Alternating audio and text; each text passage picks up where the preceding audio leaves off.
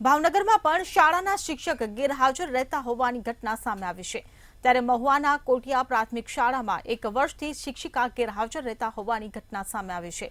શાળામાં 6 શિક્ષકોના સ્ટાફ સામે 5 શિક્ષકો નિયમિત જોવા મળતા હોય છે। ગીતાબા નામના શિક્ષક નિમણૂક બાદ શાળામાંથી ગાયબ હોવાનું સામે આવ્યું છે। ગીતાબા વિદેશમાં રહેતા હોવાની ચર્ચાઓ લોકોમાં ચાલી રહી છે। ત્યારે શિક્ષિકા વિરુદ્ધ આજ દિન સુધી કોઈ પગલાં નહીં લેવાતા લોકોમાં રોષ જોવા મળ્યો હતો।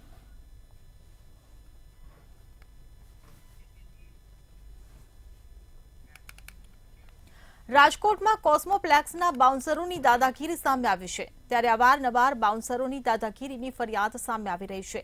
ફિલ્મ જોવા આવેલા પરિવાર સાથે માથાકૂટ કરી હોવાની ઘટના સામે આવી છે।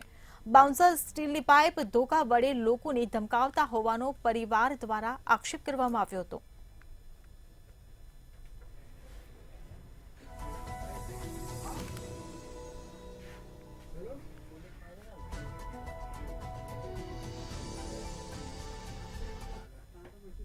જૂનાગઢમાં શ્રીજી ક્રેડિટ કોઓપરેટિવ સોસાયટી દ્વારા છેતરપિંડીનો મામલો સામે આવ્યો હતો।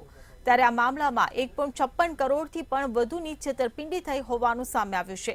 જેમાં ચેરમેન સહિત 3 આરોપીઓ જેલ હવાલે કરવામાં આવ્યા છે। એસઓજી દ્વારા કમ્પ્યુટર સહિતનું સાહિત્ય કબજે કરવામાં આવ્યું છે। તેમજ 50થી વધુ અરજદારોના નિવેદન લેવામાં આવ્યા છે। મારા ખુદના લગભગ 2,32,000 જેવા છે અને માંગરોળ તાલુકાના આખાઈના તો મને એમ છે કે 1.5 કરોડની આસપાસ હશે। અને બીજા નંબરમાં એ બંધ થઈ 2019માં। ત્યાર પછી અમને કોઈ જવાબ આપતા નતા અને ક્યારેક આવીએ અને જવાબ કહે તો જવાબ દેતા એ લોકો કે ભાઈ અમે અહીંયા ઓફિસે બેઠા છે ને તમારા પૈસા વહેલાસર અમે આપી દઈશું। ત્યાર પછી જુનાગઢ પણ જાજરડા ચોકડીની ઓફિસ હતી એમની, એમાં પણ એ તાળું અને બધા ફરાર થઈ ગયેલા છે। તો અમારી અહીં ખાસ વિનંતી છે કે અમારા અહીં અરજી અમારી સાંભળે અને અમારા પૈસા વહેલાસર પરત મળી જાય તેવી અમારી નમ્ર વિનંતી છે। સુરતમાં નકલી આરસી બુક બનાવવાના રેકેટનો પર્દાફાશ થયો છે।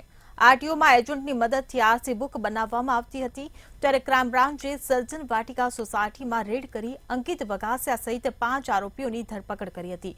તેમજ ક્રાઇમ બ્રાન્ચ દ્વારા 370 આરસી બુક, 100 કોરા સ્માર્ટ કાર્ડ અને 15 સ્ટેમ્પ જપ્ત કરવામાં આવ્યા હતા।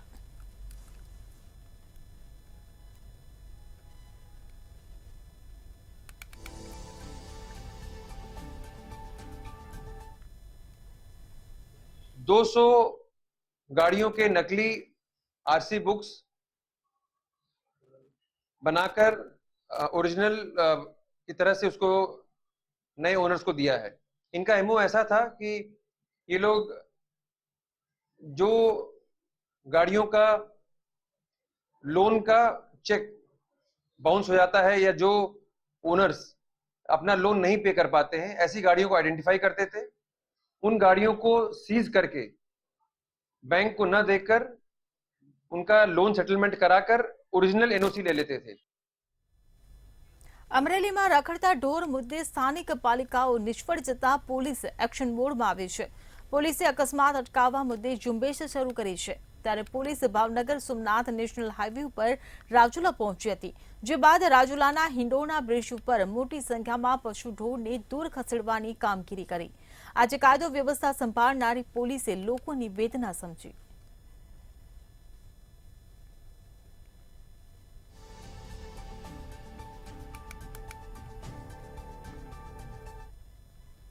રાજ્યભરમાં વડાપ્રધાનની પ્રેરણા અને મુખ્યમંત્રીના માર્ગદર્શન હેઠળ હર ઘર તિરંગા અભિયાન શરૂ કરવામાં આવ્યું છે। જે અંતર્ગત ગીર સોમનાથના કલેક્ટર દિગ્વિજયસિંહ જાડેજાએ વેરાવળ ચોપાટી ખાતે પોતાના નિવાસસ્થાને તિરંગો લહેરાવ્યો હતો। આ સાથે જ હર ઘર તિરંગા અભિયાનમાં સહભાગી થયા હતા।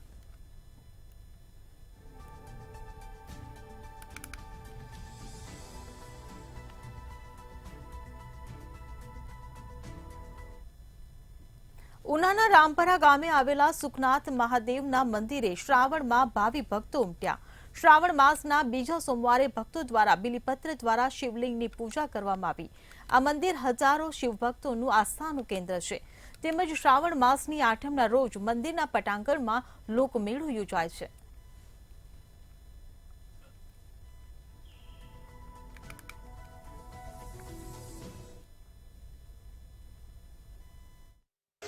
ભગવાન ભોળાનાથના દર્શન રોજે કરવા આવીએ છીએ. રોજ દર્શન કરી અને પછી જ અમે કામ ધંધે જઈએ છીએ. અને બધા લોકો ઋષિ ટોયાને કાંઠે જે મંદિર આવેલું છે અને આથમણા બારનું મંદિર છે કે અમે વર્ષોથી અમારા બાપ દાદા હોય કે એમના બાપ દાદા હોય બધા લોકો દર્શન કરવા આવે છે. સુખનાથ દાદાનું મંદિર છે એ અહીં પુરાણું મંદિર છે. પ્રભાસ ક્ષેત્રમાં આ મંદિરમાં એવું કહે છે કે ભાઈ અહીંયા ઋષિમુનિઓ અને દેલવાડાથી ને ઉનાથી બ્રાહ્મણો અહીંયા પૂજા અર્ચના કરતા અને બહુ પુરાણું મંદિર છે. સુખનાથ મહાદેવ મંદિર બહુ જૂનું મંદિર છે અને જે માનતા અમે કરીએ છીએ બધી સફળ થાય છે.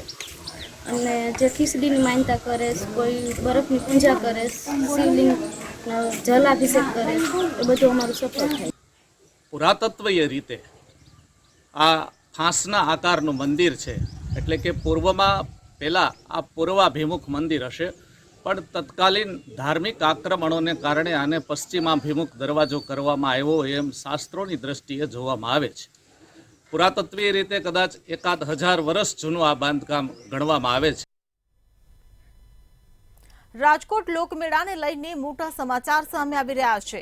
રાજકોટથી આ સમાચાર મળી રહ્યા છે. લોકમેળાને લઈને મોટા સમાચાર સામે આવી રહ્યા છે. લોકમેળામાં યાંત્રિક રાઇડ્સના પ્લોટની હરાજી થઈ, ત્યારે તંત્ર દ્વારા 31 પ્લોટની હરાજી કરવામાં આવી. તો 1,27 લાખ રૂપિયામાં 31 પ્લોટની હરાજી કરવામાં આવી. ત્યારે રાઇડ્સ સંચાલકો અને વહીવટી તંત્ર વચ્ચે મડાગાંઠ હતી. રાજકોટ લોકમેળાને લઈને આ મોટા સમાચાર સામે આવી રહ્યા છે. ટોટલ 31 પ્લોટ છે અને એક પ્લોટમાં એક જ રાઈડ મેકવાની છે. કોઈ વધારે રાઈડ પણ નથી મેકવાની. અને 31 રાઈડ મેકીને ચકડોળ અને 1,27,00,000 આપણે માંગ કરી છે. અમારે ફૂલ તૈયારી છે. મેં પહેલાં પણ વાત કરી હતી કે અમે અત્યારે બિલ્ડિંગ લાઇનનું પણ મારું કામ વ્યવસાય છે નાનું મોટું. અને એસઓપી જે છે આખી એ એસઓપી એવી છે કે બિલ્ડિંગ લાઇનની જ છે, બીજું કોઈ એસઓપીમાં છે નહીં. પણ લોકોને ખર્ચો મારી દેશે એમાં ના નથી કે ભાઈ 1 લાખ રૂપિયા 1.25 લાખ રૂપિયા પ્લોટે ખર્ચો થઈ જાય છે, એમાં કોઈ સવાલ ના નથી કોઈ. પણ અમારે તો આ એક મેળો થઈ જાય અને જો 2 પૈસા મળે એ જ અમારી ઈચ્છા હતી. એમાં એવું હતું કે બધાએ અત્યાર સુધી અમે જોતા હતા કે ભાઈ કોઈ બોલતું નથી, તો આપણે રાખવી અને આપણે અહીંયા પ્રાઇવેટ મેળા કરી છીએ તો એની જગ્યાએ રેસકોર્સનો મેળો કરીએ આપણે.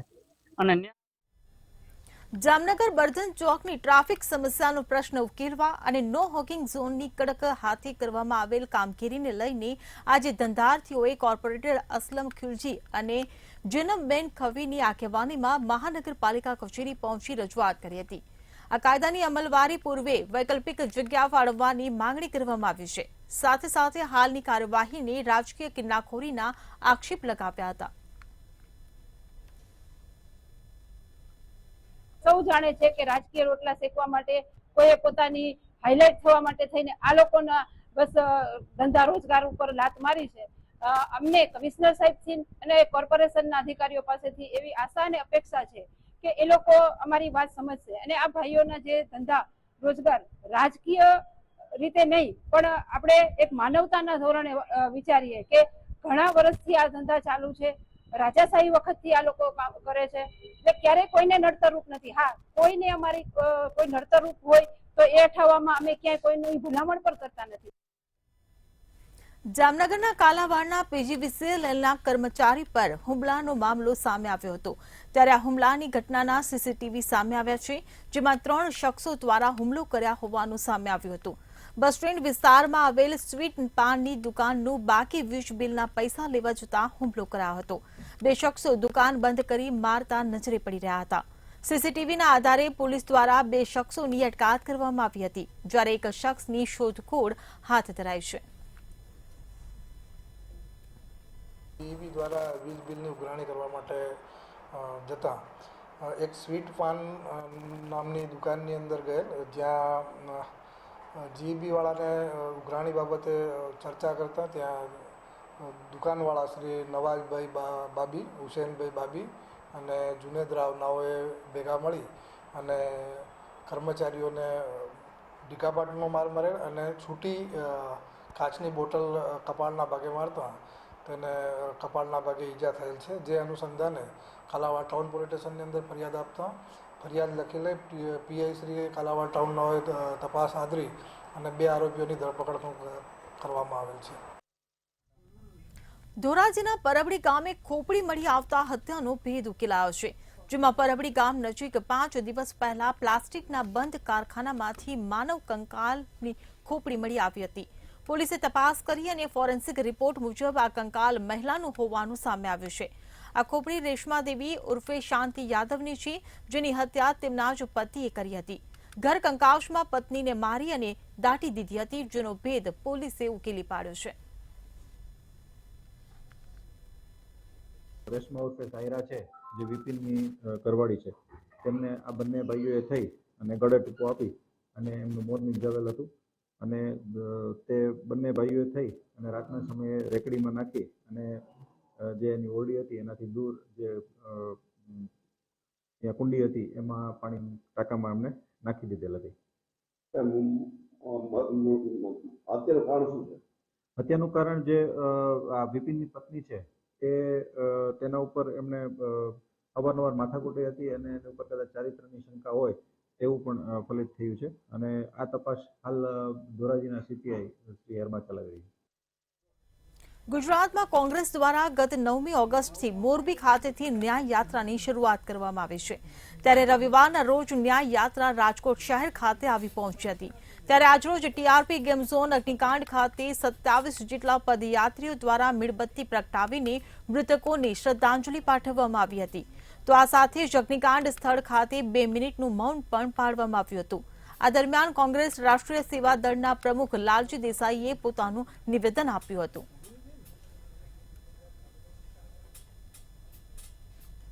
27 અહીંયા અમારા જે પદયાત્રીઓ છે એ અહીંયા મીણબત્તીથી શ્રદ્ધાંજલિ આપવાનો કાર્યક્રમ કરશે.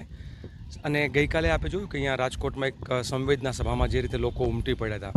અમે ઈચ્છીએ છીએ કે શાસકોમાં સંવેદના જાગે અને મૃતકોના પરિવારોને ન્યાય મળે. રાજ્યમાં અવારનવાર જોખમી સવારીના વિડીયો વાયરલ થતા હોય છે. ત્યારે સુરેન્દ્રનગરના પાટડીમાં જોખમી સવારીનો વિડીયો વાયરલ થયો છે, જેમાં ટ્રેક્ટરમાં જોખમી રીતે મજૂર બેસેલા જોવા મળી રહ્યા છે. જો કે હવે પોલીસની ટ્રાફિક નિયમન કામગીરી સામે પણ અનેકો સવાલો ઉભા થઈ રહ્યા છે.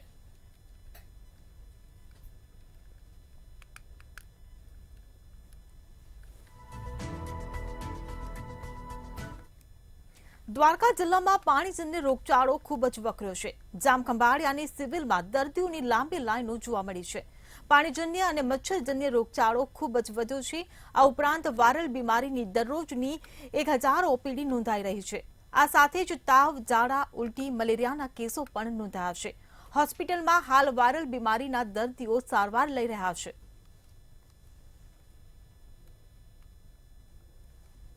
અત્યારે પાણીજન્ય રોગોનું વાવર વધારે છે અને તાવના કેસો થોડા વધારે છે. ઝાડા ઉલટીના કેસો પણ આવે છે, પણ ઓપીડી રોગચાળા જેવી પરિસ્થિતિ નથી. ઓપીડી લગભગ 900 થી 1000ની રહે છે. પહેલાં જે 800, 750, 800ની રહેતી હતી, અત્યારે 1000ની છે.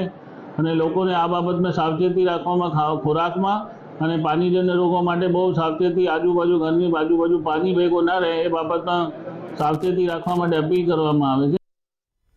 સુરત શહેરમાં કોંગ્રેસ દ્વારા વિરોધ પ્રદર્શન કરવામાં આવ્યું હતું. બાળકોને અપાતી શિષ્યવૃત્તિમાં ભેદભાવના આક્ષેપ કરવામાં આવ્યા હતા. સરકારે શિષ્યવૃત્તિમાં અલગ નિયમો બનાવ્યાના આક્ષેપ કરવામાં આવ્યા છે.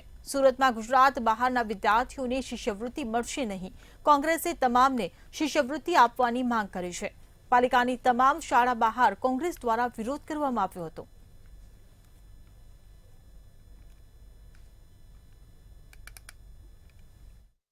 આજરોજ સુરત શહેર કોંગ્રેસ સમિતિ દ્વારા સમગ્ર સુરત શહેરની અંદર નગર પ્રાથમિક શિક્ષણ સમિતિની દરેક સ્કૂલો ઉપર વિરોધ પ્રદર્શન કરવામાં આવી રહ્યું છે.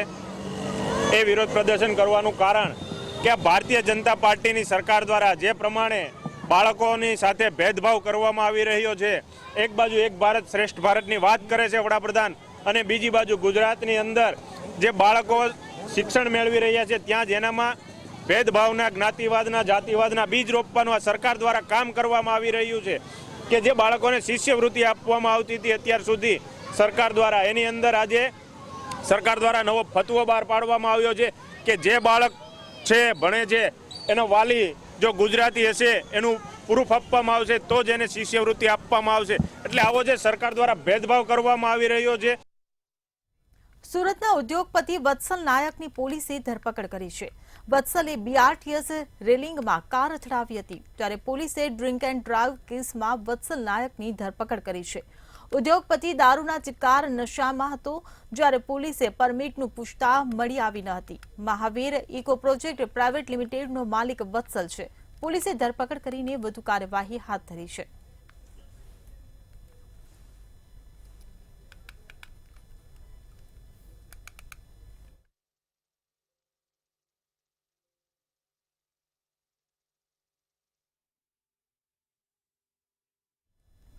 શ્રાવણના બીજા સોમવારે સોમનાથ મહાદેવના જ્યોતિર્લિંગ પર વિશેષ રુદ્રાક્ષ શૃંગાર કરવામાં આવ્યો હતો.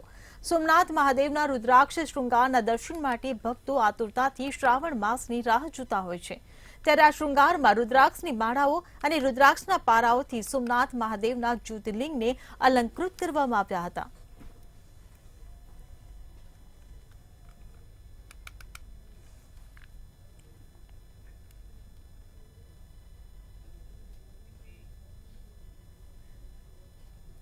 જૂના ભાવનગરમાં આવેલું નીલકંઠ મહાદેવનું મંદિર ભાવનગર શહેરની સ્થાપના પહેલાનું હોવાનું કહેવાય છે.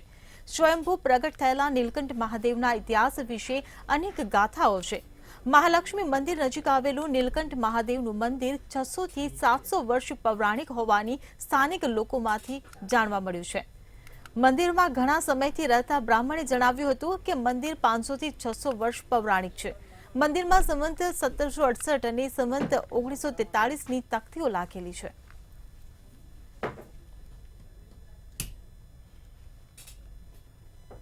આ પ્રતિષ્ઠિત શિવલિંગ આશરે અંદાજિત 700 વર્ષ પૂર્વની છે. તો એ 700 વર્ષ પૂર્વની શિવલિંગ છે કે આદિ જમાનાથી આ ચાલી આવેલી પરંપરાને આજે પણ અહીં ફક્ત ને ફક્ત બ્રાહ્મણ પૂજારી દ્વારા પૂજન થાય છે.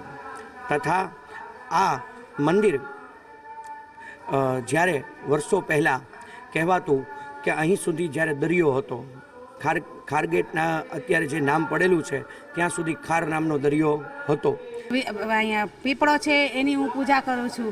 એ પીપળા દેવે મને બહુ જ ફાયદો કર્યો છે.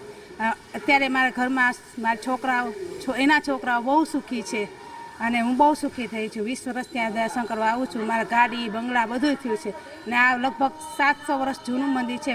પવિત્ર શ્રાવણ માસની શરૂઆત થઈ ચૂકી છે. આ કહી શકાય કે બીજો શ્રાવણ મહિનાનો સોમવાર એટલે શ્રાવણીય સોમવારની જે કહી શકાય કે આપણે ભાવનગરના જે શિવાલયોના દર્શન કરવું છું, ત્યારે નીલકંઠ મહાદેવના પણ આજે સાનિધ્યના દર્શન કરશું. કહેવાય છે કે ભાવનગર તે સમુદ્ર કિનારે વસેલું અતિ પૂર્વ જે ગામ છે. પરંતુ જે ભાવનગર શહેરની વાત કરું તો ભાવનગર શહેરમાં રાજાશાહી પહેલાંના પણ અનેક શિવ મંદિરો આવે છે. તેમાંનું આ એક શિવ મંદિર જે આપણે જોઈ શકીએ છીએ કે નીલકંઠ મહાદેવનું શિવ મંદિર છે. જ્યાં આગળ જે લોકવાયકા છે કે 700 વર્ષ જૂનું આ જે ગર્ભગૃહમાં આપણે શિવલિંગ જોઈ શકીએ છીએ તે 700 વર્ષ જૂનું શિવલિંગ છે. અને જે ભક્તો છે તે શિવલિંગે પાણી ચડાવવા દરરોજ આવતા હોય છે. જો કે સામાન્ય રીતે આપણે જોતા હોય છે કે શિવ મંદિરની અંદર જે પૂજાપાઠ થતી હોય છે તે કહી શકાય કે મહારાજ કરતા હોય છે, ગૌસ્વામી પરિવાર કરતા હોય છે. પરંતુ અહીંયા જે રીતના પૂજાપાઠ કરે છે બ્રાહ્મણ દ્વારા પૂજાપાઠ કરવામાં આવી રહી છે તેવું પણ જાણવા મળ્યું છે. હાલ જે શિવલિંગ છે તે આગળ આપણે જોઈ શકીએ છીએ કે આ શિવલિંગ છે તે સ્વયંભૂ શિવલિંગ છે અને લોકવાયકા પ્રમાણે 700 વર્ષ જૂનું આ શિવલિંગ છે. તેમજ આ જે મંદિર છે તે પણ આટલું જ તેનું મહત્ત્વ રહેલું છે. દર 100 વર્ષે મંદિરનો જીર્ણોદ્ધાર કરવામાં આવે છે. અહીંયા જે તકતી લાગેલી છે તેમાં પણ સંવંત 1700ની સાલની તકતી છે. મહારાજા પણ અહીંયા આગળ આવીને પૂજા અર્ચના કરતા. શ્રાવણ મહિનાનો અહીંયા પૂજા અર્ચના કરવા તેમજ રુદ્રી અને અલગ અલગ જે શિવના પાઠ છે તે કરવાનો અનેરો મહત્ત્વ છે. ખૂબ જ મોટી સંખ્યામાં ભક્તો શિવ મંદિરે આવી રહ્યા છે. હિરેન ચૌહાણ, મંતવ્ય ન્યૂઝ, ભાવનગર.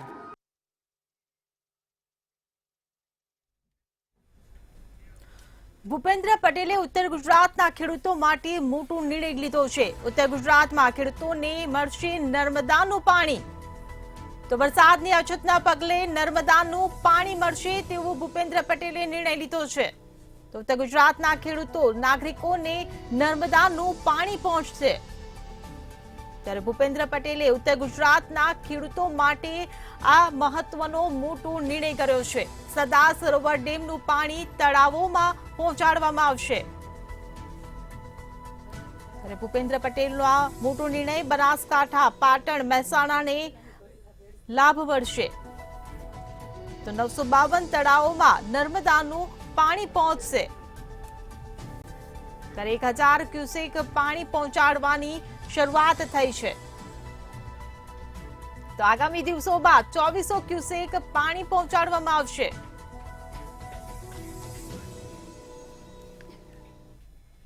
બોટાદ જિલ્લાના બરવાડા તાલુકાના ભીમનાથ ગામે પૌરાણિક ભીમનાથ મંદિર આવેલું છે. આ મંદિર પાંડવકાલીન સમયનું છે. ત્યારે આજે પવિત્ર શ્રાવણ માસના વિશેષ દિવસ એવા સોમવારના દિવસે વહેલી સવારથી જ દૂર દૂરથી મોટી સંખ્યામાં ભક્તો મહાદેવના દર્શને ઉમટ્યા હતા અને મહાદેવના દર્શન કરી ધન્યતા અનુભવી રહ્યા છે.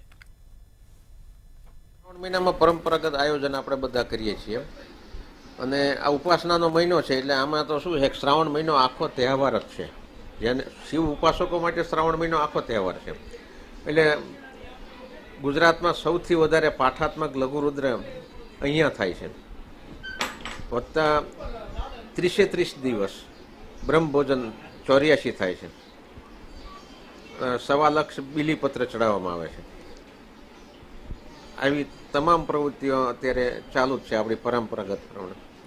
ત્યારે અર્જુનને એવી ટેક હતી કે ભગવાન ભોળાનાથની પૂજા કર્યા વગર અનાજ લેવું નહીં. 3-4 દિવસ થયા પછી ભીમને ભૂખ લાગી હતી એટલે ભીમે એક પથ્થર પાષાણ ઉપર લોટી ઊંધી વાળી અને એની ઉપર જળ અને બીલીપત્ર ચડાવી અને અર્જુનને કીધું, ભાઈ અહીંયા તો કોઈક પૂજા કરી ગયું છે.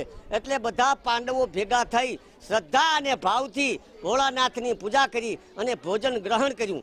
પછી ભીમે અર્જુનને કીધું, આ લોટી તો મેં ઊંધી વાળી હતી, આ કોઈ પૂજા કરી ગયું નથી.